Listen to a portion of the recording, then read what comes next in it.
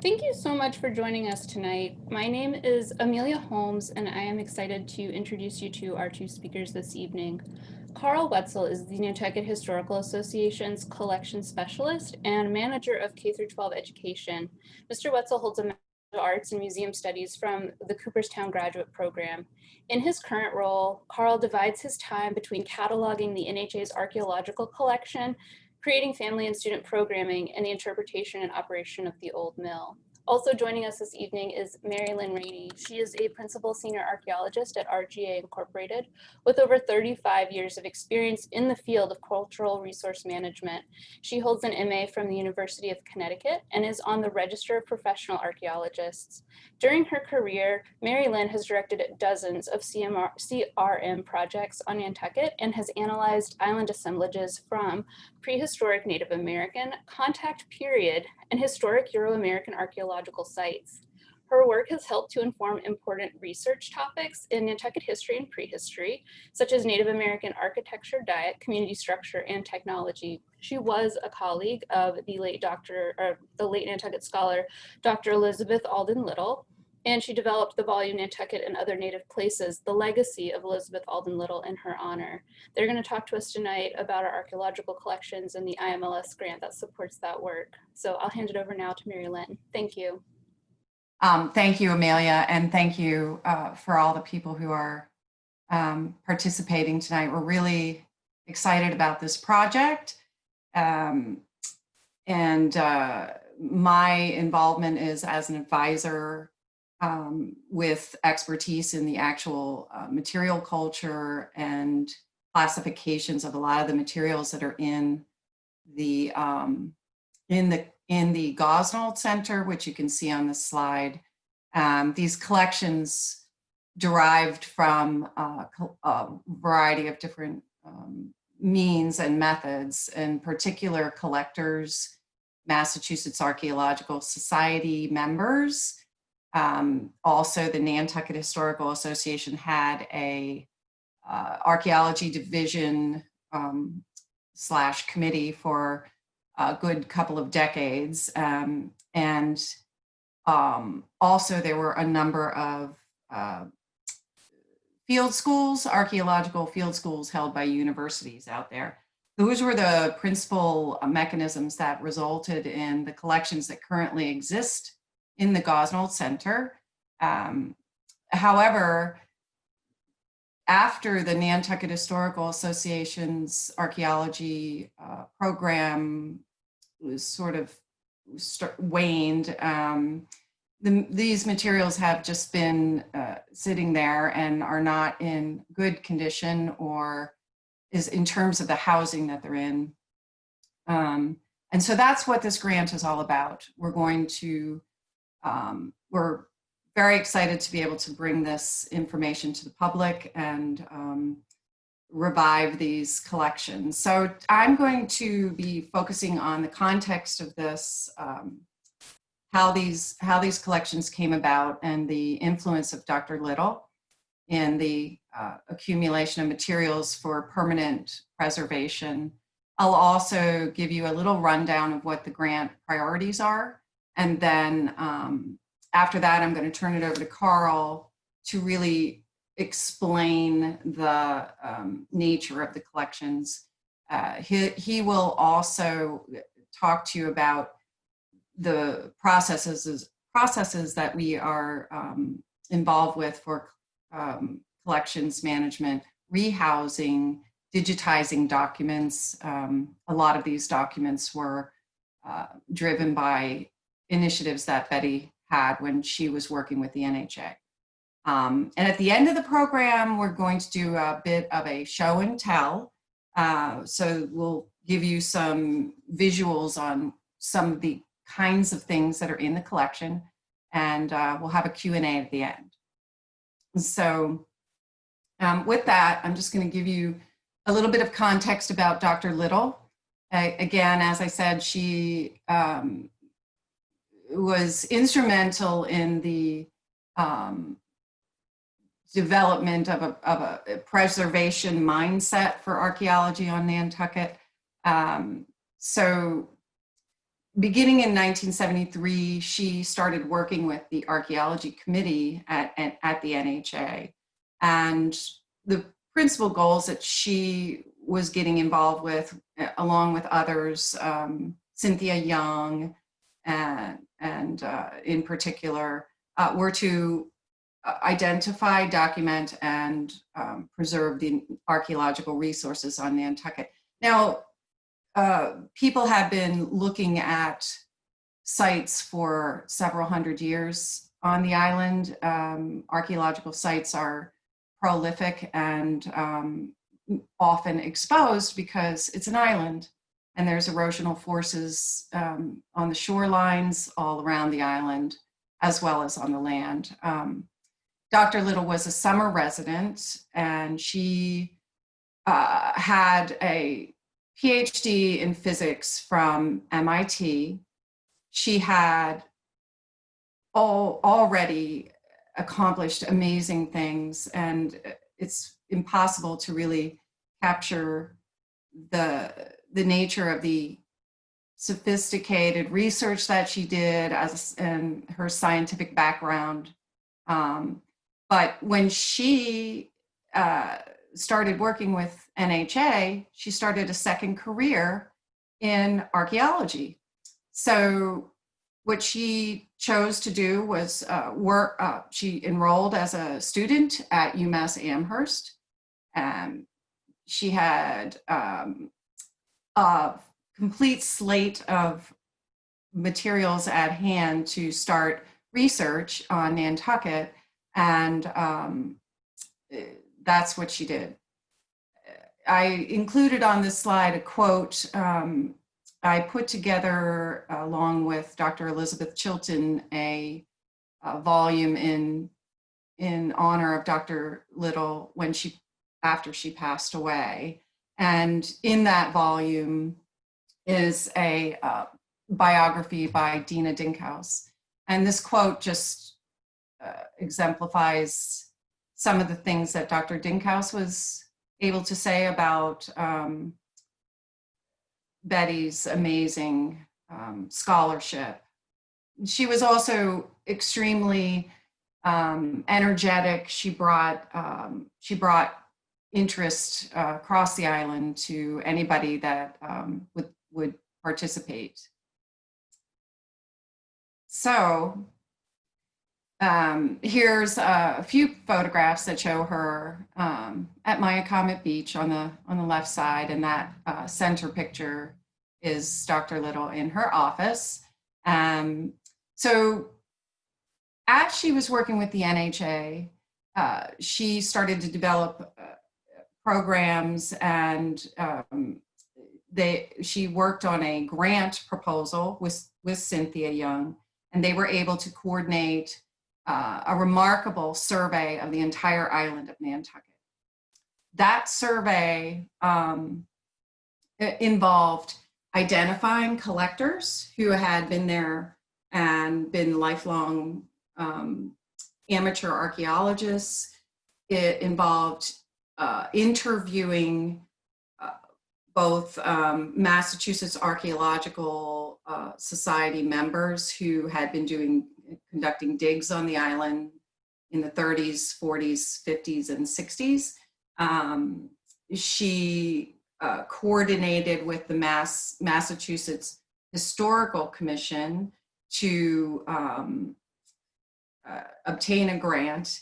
And as a result of all of that work, along with coordinating volunteers, she was able to identify 25 different collections on the island and coordinated cataloging them, individually identifying them, and then also, along with Dr. Dinkhaus, she had portions of collections classified by age. So classification for Native American artifacts involves looking at stylistic attributes and material types and cultural traditions since the last glacier. So we have about 12,000 years of prehistory in coastal southern New England, And so that information was all documented for those collections on paper. And we have those notebooks in the NHA. In addition to all of that work, she also coordinated state archaeological site forms, which are the documents that professional archaeologists review when we are doing research to find out where are the sites in a particular area. She was the first person to register sites at the Massachusetts Historical Commission, other than field schools that had taken place during the period when Mass Historical formed. So 106 sites were documented during this project. Concurrent with that, she coordinated a UMass field station survey, and that was done by Dr. Barbara Ludke. And also, as part of this whole grant project, an exhibit was done with the Folgers Museum. And that exhibit included many of the items that were identified, classified, and put into time periods by Dr. Dinkhouse. Pretty amazing project. So this slide gives you an idea of the different processes and the timelines for those processes that resulted in the collections that exist today in the Gosnold Center. So artifact collectors is that's really the number one cumulative activity that resulted in collections, and part of the process that was, led to certain items being in that facility is the encouragement that Dr. Little had and others to have folks donate. So there are several large collections, Robert Minshaw, Nelson Dunham, several others are in there. The second group is the Massachusetts Archaeological Society. Now, as I said, they were operating out on the island doing excavations of really amazing, significant sites beginning in the 1930s. And they continued up until the period of the World War II, and there was a little bit of a gap in the 40s, and then they resumed in the 50s and officially formed what was called the Shawkemo chapter. The chapter continued to excavate sites into the 1960s, and that is right about the time that the National Historic Preservation Act was passed in 1966. So once that federal legislation passed that recognized the significance of our cultural resources in this country, the state historic preservation offices were established as a result of that, and regulations for preservation of archaeological sites started to be developed and enforced. So during the period 1965 to 1978, field schools were occurring, and particularly with the University of Massachusetts at the field station, and then at several other important sites. And this sort of overlaps with the gradual diminishment of MAS Archaeological Digs. And they slowly stopped continuing to do that. And then the last category is Nantucket Historical Association, which, as I said before, had the Archaeology Committee. Dr. Little joined in with a dig that was hosted by NHA in Quidnet in the 1970s, and she helped integrate professional methods into the excavations. There were a lot of volunteers that were working on that project in Quidnet, and all of those collections are part of the what we're talking about today. So that gives you an idea of the cumulative processes, the formation processes of the collections. And this slide there's a number of things in the in the collections, in the documents. The top photo is the Shakimo chapter working on an excavation, and you can see I believe that's I can't remember which one that is on the right, but these are some of the key members of the Shakimo chapter. And in the bottom is one of the newspaper articles with some of the folks showing their collections. I know that the man on the right at the bottom photo is Nelson O. Dunham, and his generous collection is residing at the Gosnold Center. So, you know, again, during this time, so this is 1970s, 1978, there was a coordinated, widespread public outreach about archaeology as part of the inventory that Betty was working on. Lots of newspaper articles, lots of stakeholder outreach to folks like, you know, the various schools and things. The photograph down in the bottom, that's Dr. Barbara Lucky on the right. And she was also a phenomenal archaeologist at UMass Boston.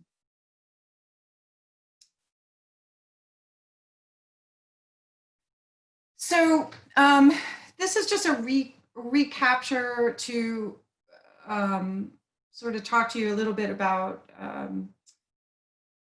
you know, the outcome of all of this amazing work that, as Dr. Little was, you know, engaged with the Nantucket Historical Association. She became a primary researcher. She was able to read 17th century deeds written by Native Americans. She developed a series of NHA manuscripts, many of which are available on the NHA website for review.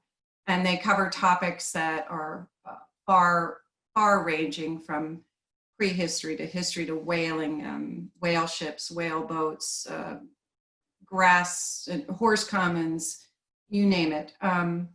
She was also instrumental with working with collectors and Massachusetts Archaeological Society members to dissuade the destruction of archaeological sites and discontinue the unnecessary excavations, because archaeology is a destructive process, and once the archaeological site is excavated, then it's gone.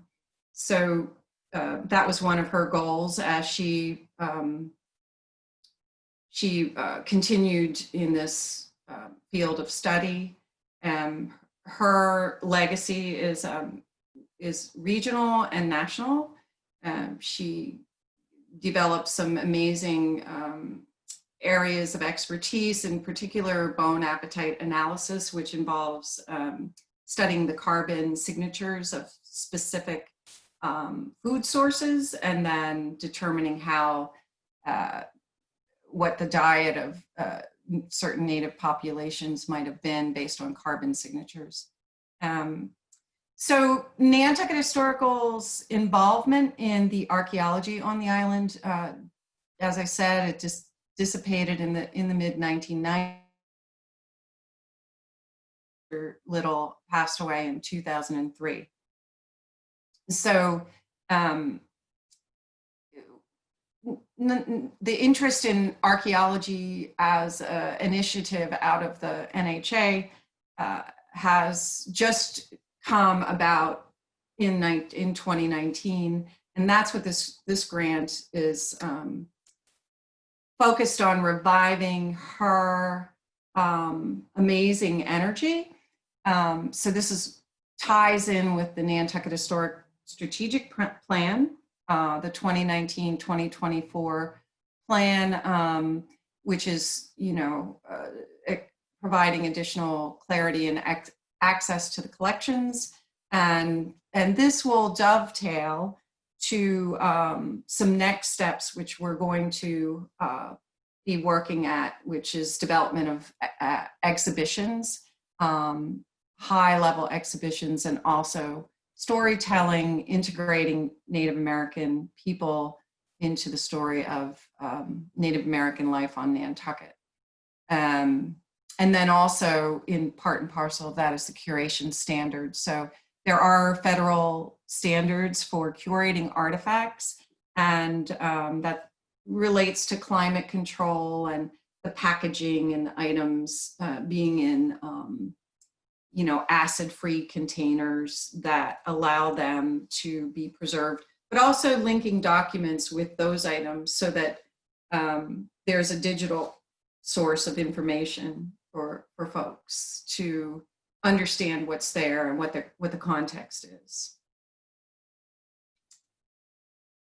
And so this is my last little piece, just to give you, once again, to reiterate these are the points that are in the grant objectives and our statement of purpose and how we framed this project and the objectives. So the number one objective is to revive and build on Dr. Little's lifetime of groundbreaking research.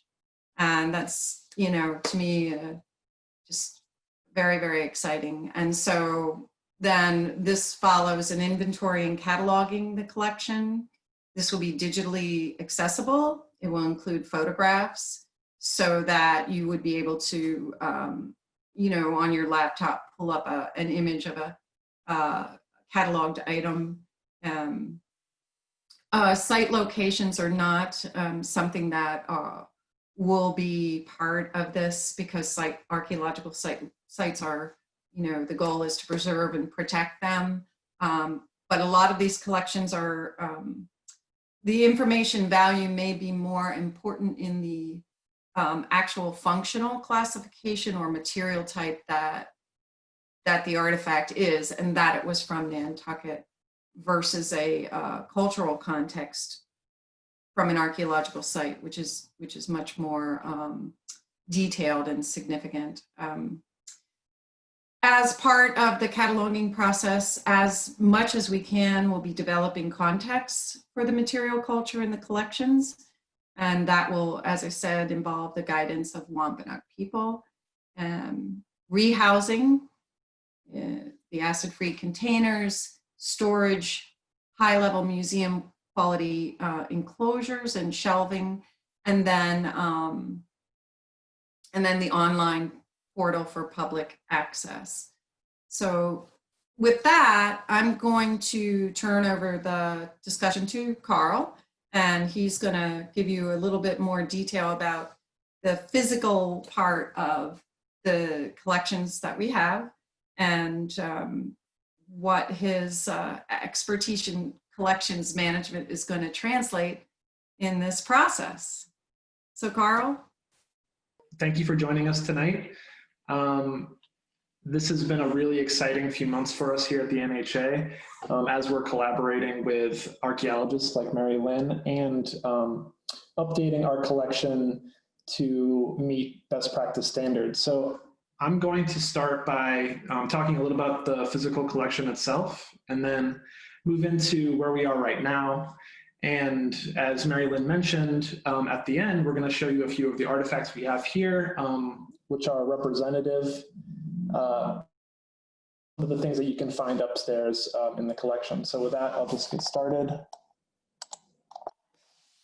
Before I get into the collection itself, I would like to talk for a minute about the nature of managing any collection in a museum context. When we begin a project like this, and this is the third project like this I've worked on, there's always new things to figure out, new challenges, unique challenges, but there are some things that remain constant. And one of the things that we like to start with is always making sure that the work we're doing relates to the mission of the organization. Here I've highlighted a few key phrases from the NHA's mission, which I think connect, and kind of like what Mary Lynne was talking about in terms of relating to the strategic plan, help us do the work that we're doing. So we're preserving. At the end, we're going to be interpreting. And we're trying to foster an appreciation for these artifacts, for this history with our community. So always beginning with the mission. Working on adhering to the policies and procedures in the organization is also really important. When we're dealing with any sort of collection, if we get outside of those policies that we've set forth for ourselves in terms of how we're managing these artifacts, how we're organizing them into digital files, how we're organizing them in a physical way. If we start to stray from that, things are going to get very complicated for us and for our colleagues, and we don't want that. So making sure that we're adhering to the policies and procedures is always really important to have any sort of long-term success. One of the things I really like to think about when I'm working in a collection, and because I do a lot of educational work too, is this balance between preservation and access. Collections managers often talk about the perfect collection being in a dark room that no one can ever get into, with perfect humidity conditions, perfect temperature conditions, and that's what's going to keep the objects for as long as possible to preserve them. But of course, as a institution that's a public trust, we need to be able to share these artifacts with the community. And so there's always this balance between figuring out the right way to maintain these objects appropriately and also being able to let people to see them and to understand them better.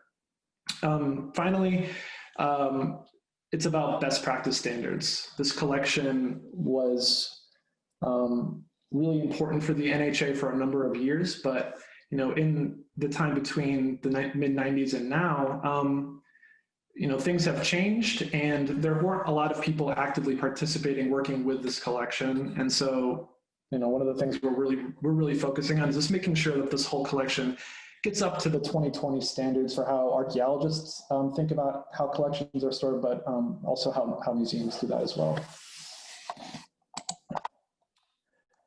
Just kind of a big overview of the collection itself. And by the way, we're about 3 months into this process, so we're still,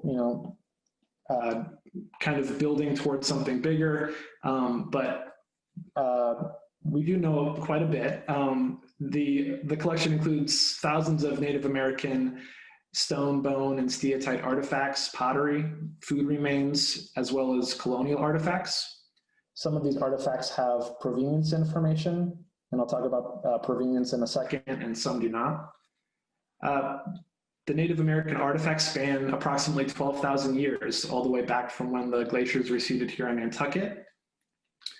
And in addition to the historic and colonial Native American artifacts, there are soil samples from various archaeological contexts, as well as catalogs and notebooks, as Mary Lynn mentioned, from collectors, from MAS members, and from the NHA archaeological team working in the 70s, 80s, and 90s.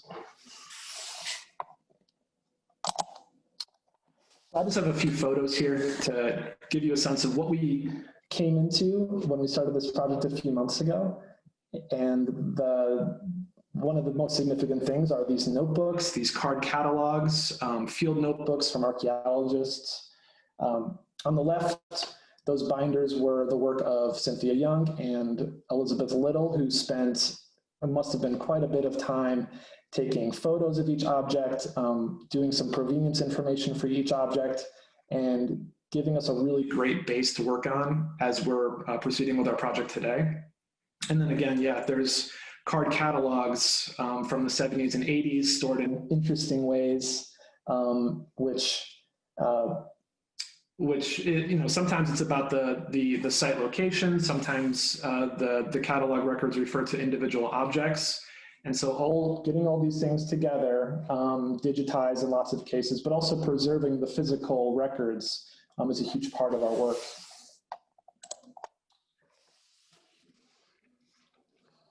So far, we've taken a lot. We've found a lot of lithics, as you might expect. Of a strong majority of the artifacts that we've come across thus far are Native American surface finds collected by amateur collectors starting in the early 20th century.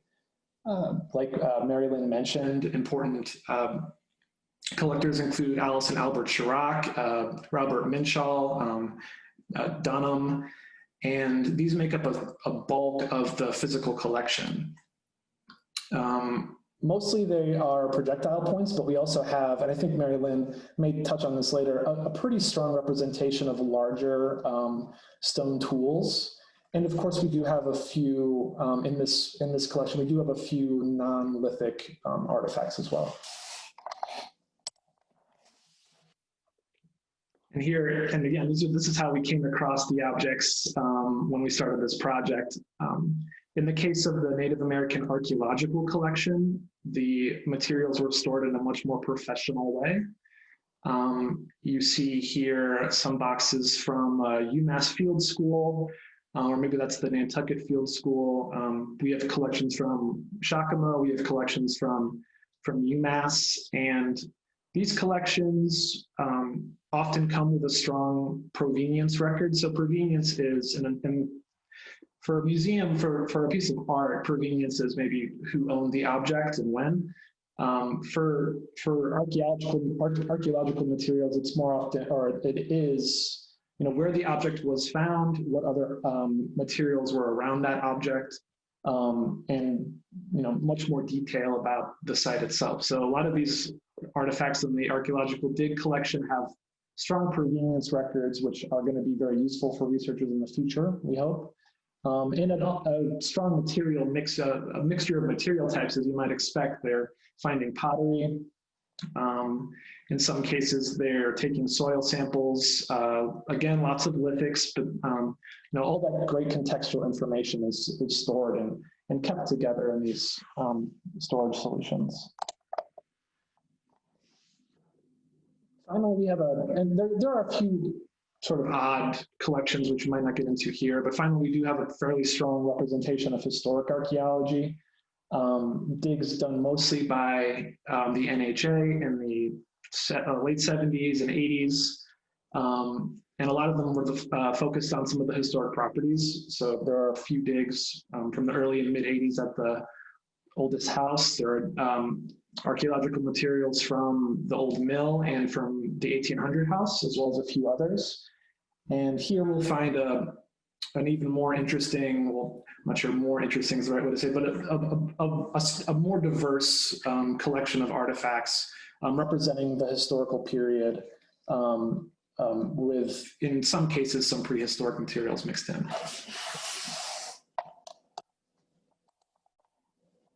So now we're going to talk a little bit about the work we've done thus far.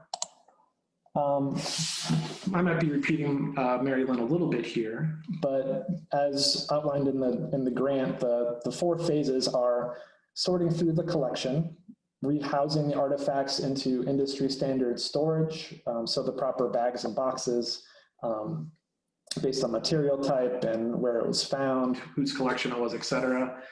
The third stage is to update our storage, the cabinets that they're stored in, and that might require some major additions to the collections facility here at Goslin Center. And by the way, I'm in Goslin Center right now, and there's some artifacts behind me behind that window back there.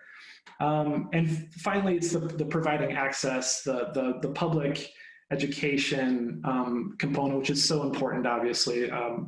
One of the big focuses is making sure that we're showing these artifacts to the community and finding new ways to do so. So I think firstly, it's the digital access through the NHA website. And of course, I think long-term, it's going to be exhibiting and more conversations like this. So I have a slide here about some of the challenges we started as we began. We wanted to obviously work within those phases outlined by the grant, but all these projects are different. And one of the most challenging things for us to start was understanding the nature and condition of the collection. So Mary Lynn and myself went through the collection. We did an inventory of each box, getting a idea of what's inside everything, the quantities, and then most importantly, or one of the most important parts of that, is making sure where that stuff is so that we can go back and find it at a later date.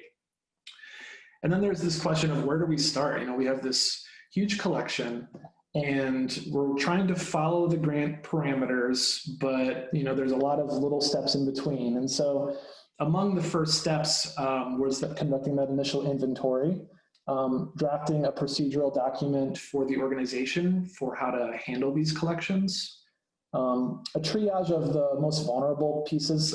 In some cases, items like pottery were in bags that were deteriorating, and in other cases we have some lithics stacked up on each other, which isn't great. So one of the most important things for us to start was just to make sure that everything is stable.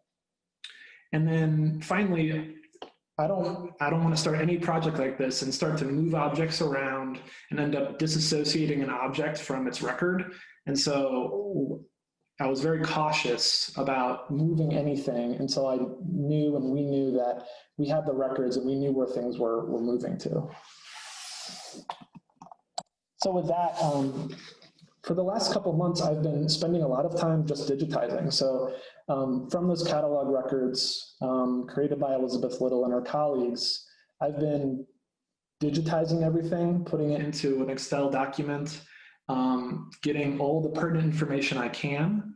And through this, we're going to be able to do two things. One, we're going to be able to pick up an artifact from the collection and then figure out where that record is easily. You know, going through a binder is difficult. So we're going to be able to just find that record on the digital through the spreadsheets because we have sortable fields, which is going to make that work, you know, expedite that work a lot. And then, you know, finally, we're going to be able to just transfer those records directly into our into Eloquent, our collections management software, and then, you know, for public access in the long run. So that's where that was the bulk of my work the last few months.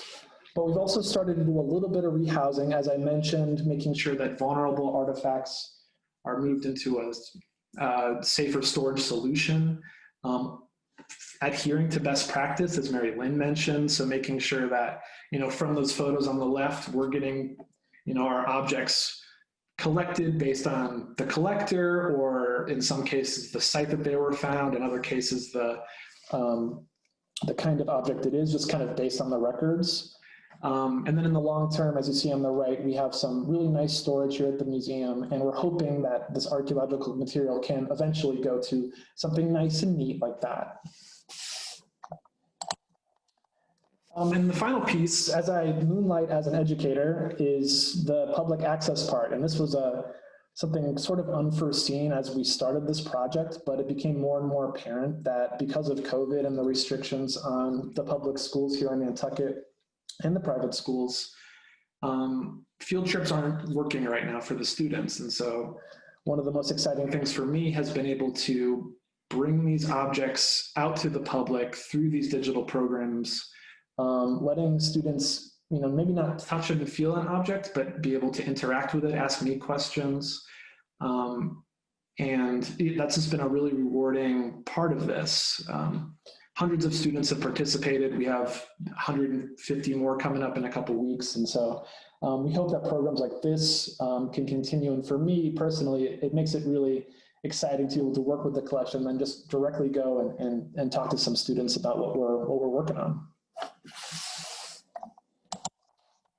So I'm going to pass it over to Mary Lynn here while I get the camera adjusted. So Mary Lynn, did you want to chat about just this real quick? Sure. Okay, I'm unmuted. So thank you so much. And this slide, this is a drawing by Betty, and this kind of concludes the ideas that she was trying to convey to residents on the island and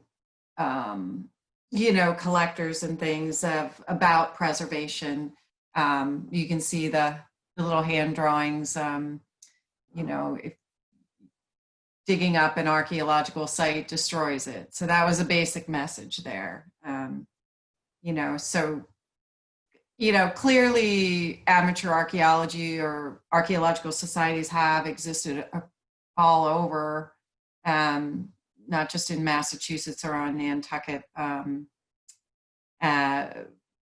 many of their activities did result in preserving things that would otherwise have been disturbed before there were rules and regulations and that were triggered by the 1966 Historic Preservation Act. So some of these activities were extremely valuable. I will say that the notebooks that are in the collection are some of the some fascinating things that I can see will provide researchers in the future with some incredible opportunities. So now we're gonna take a little bit of time to just take a few of the things out. When we did the initial sort of the inventory of the various things that are in there. So there's some parts of the storage area where there's just all heavy individual groundstone tools, like big giant pestles and things like that. So Karl's pulled out here a couple of examples of those kinds of items. So the one he has right now in his hand is you can clearly see it's a type of a plumb bob. It's a pretty clunky, heavy one. So with the artifact on the left, it's got a little neck at the top. So it is a modified cobble with some clear design to it. And you know, net sinkers and plummets and things like that have a good long history in the cultural chronology for Southern New England. So in Massachusetts, there's documented contexts for those kinds of artifacts that go back to the Archaic period. So, you know, several thousand years ago. The middle object is a very highly stylized and very technologically, it's you know, it's a ground and polished.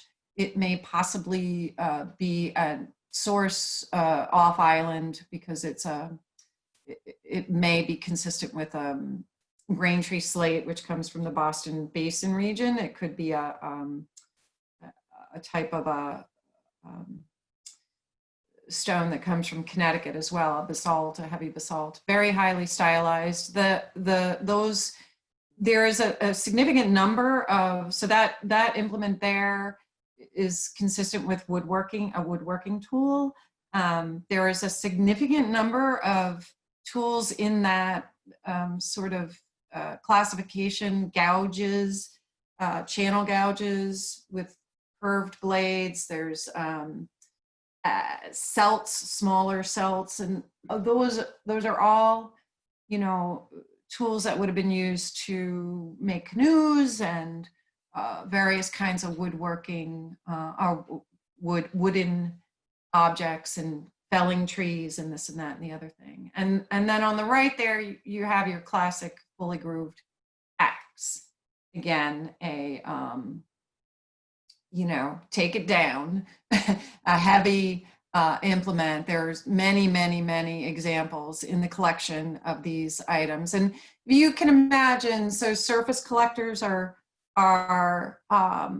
you know, these are the things that are obvious and that are eroding out of sites. And that's why they end up in these collections, because they're obvious and you can clearly see that they're modified by human beings for a function, a specific function. So what's next, Karl? All right, so this would be one of the most common classes of Native American objects that's in the collection. These are projectile points. There are thousands of projectile points, just thousands and thousands of them. And again, surface collectors have been picking these up on Nantucket for hundreds of years, as far, we know that. There was a large population of Native Americans on the island, but you also have 12,000 years of prehistory for these items to accumulate. So many, many, many, many projectile points in this collection.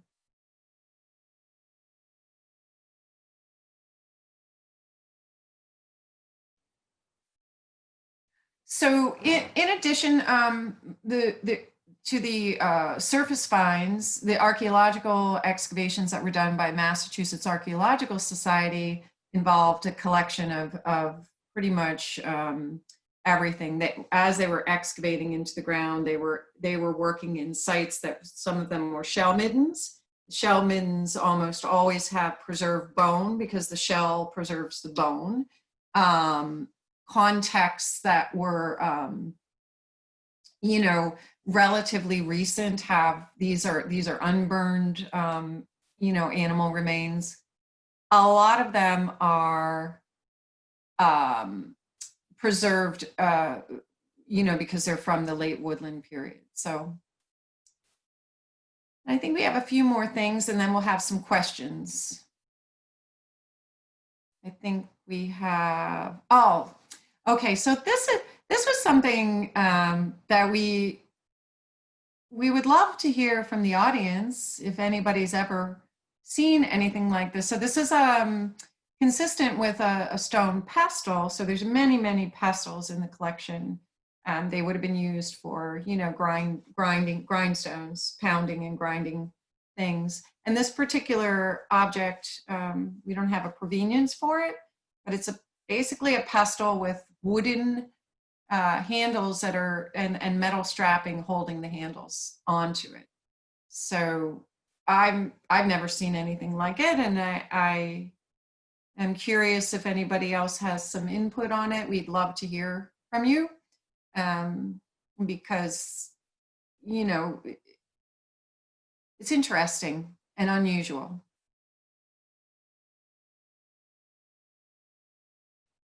I think the last bit of material. So one of Betty's projects with the NHA was at the Jethro Coffin House, the oldest house, where she coordinated a multidisciplinary study and that involved public archaeology lab and numerous professionals. And there's a collection from those excavations in 1984. And this is a typical bag. These are in better condition because they were put in acid-free bags. And you can see this is a provenience, one provenience, so probably a level in a unit where these are the objects that came out of the screen.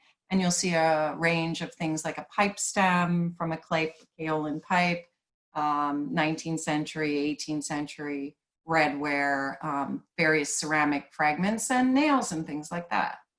And the debris would be coming out of a plow zone, or in some cases at the oldest house, there were some features that were found, some trash pits and things. So that's a good collection with a lot more provenience information.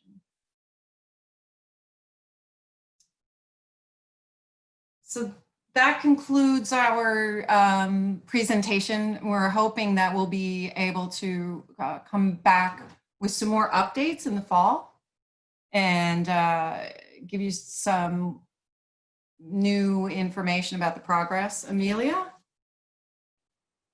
Yeah, thank you so much. That was just really great. I really have loved learning so much from you guys about this project as a person who is very new to archaeology. So it's been so great working with you. And we do have just a few minutes left, but we've had some questions come in. So I do want to ask them. Two questions that are kind of related, but probably not the same. So what is the oldest native artifact found on Nantucket? How old are they?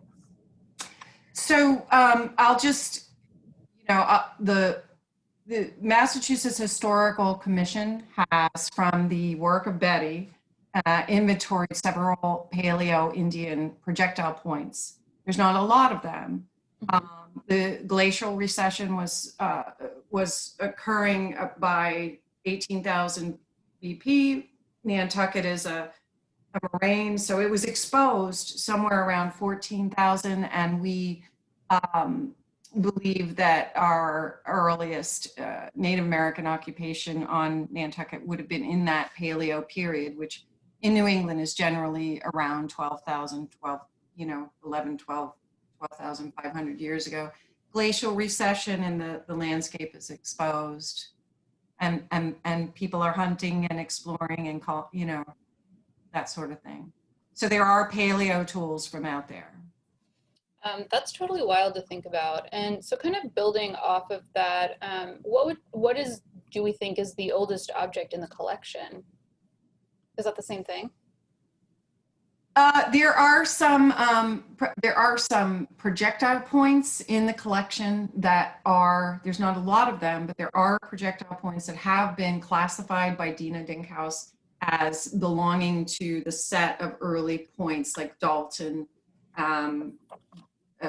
There's no broad collection of fluted points, but there are early, a couple of paleo points that I'm confident of that, and then also some late paleo Eden-like points are in there. There's a few things like that. So yes.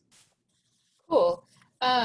So I think the last two questions we might have time for, depending, I guess, on how quickly we get through them. But I'm just kind of wondering if I know this is kind of the gist of your presentation, but can you just talk a little bit about how has archaeology practice on the island changed over time, right? Because if you think about the early collectors that are donating to the island, right, or to the NHA, these are largely amateur collectors, and that is not, we're not really necessarily encouraging that today. So how has that changed?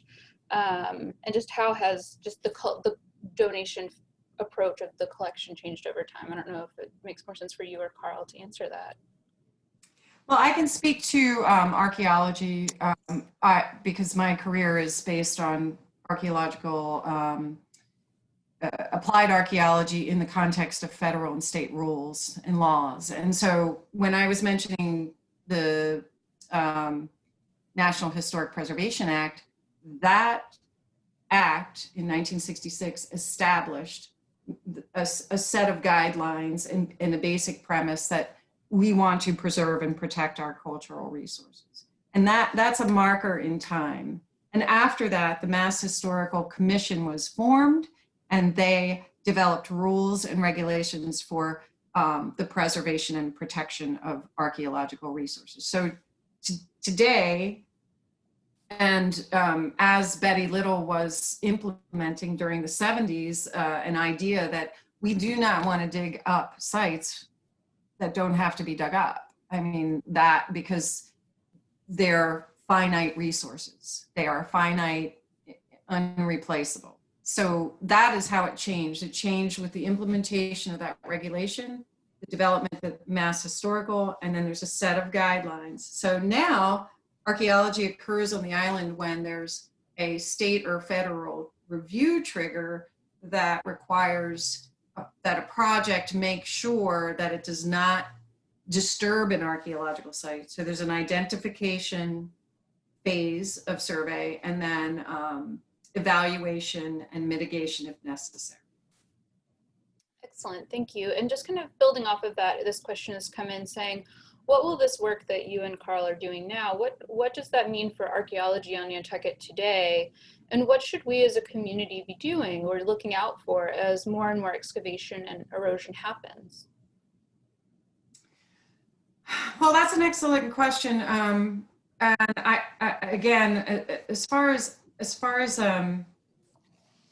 the archaeology goes, our project isn't directly related to continuing archaeology. Our project is related to the collection and the collections that exist, and getting the collections connected with their context and in the condition that they need to be able to be accessible for research, to find their way into really informative exhibits with the help of Native Americans. with regard to activity that involves construction on Nantucket, if there's construction, and there's a lot of construction that does not trigger a requirement for a formal archaeological survey under the guidelines of the state archaeologist, then documentation of those sites that are inadvertently exposed that nobody will ever know about would be helpful and great. The people in the community were doing that and able to document them, but then also report them to the state archaeologists. Because as a professional archaeologist, we only have at hand the information that is available at the state level, at the state level, or if somebody on the island is willing to discuss, I know something about where you are or where you work. Great, thank you. So those are all the questions that we have time for this evening. And I just want to thank you and Karl both so much for your time tonight. And I want to thank our attendees so much for spending a part of their evening with us. Please join us on January 19th to hear from David Robinson on the archaeology of submerged paleo landscapes, incredible, drowned by post-glacial sea level rise. And he's going to focus on research that's been done in the waters of Nantucket Sound and Rhode Island. So programs such as this one are made possible thanks to the support of our members. If you are not a member, please consider joining by heading to nha.org/membership. And thank you all so much and have a great night. Thanks for joining us. Thank you.